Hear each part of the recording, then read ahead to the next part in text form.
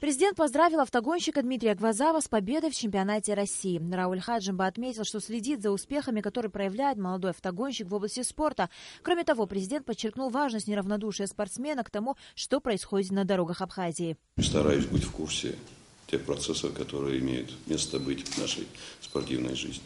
И я, как и любой абхазец, горжусь, что у нас есть ребята, которые активно занимаются и этим видом спорта.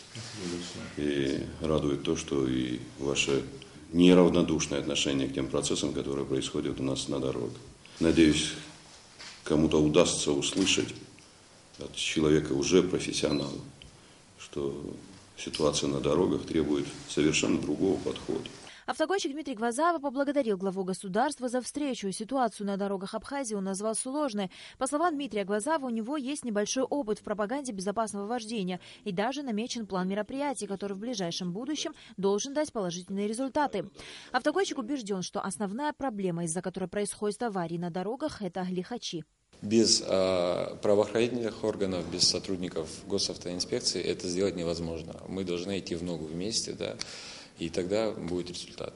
На мой взгляд, если все будут искренне подходить к делу своему, это даст свои плоды. Напомним, что абхазский автогонщик Дмитрий Гвозава стал обладателем Кубка России Midget-2L на автодроме в Сочи 15 октября. Ранее он принимал участие в уикенде Формулы-1, где занял 8-е место. По словам Дмитрия Гвозава, ему не хватило опыта, чтобы попасть в тройку победителей, но на достигнутом он не собирается останавливаться.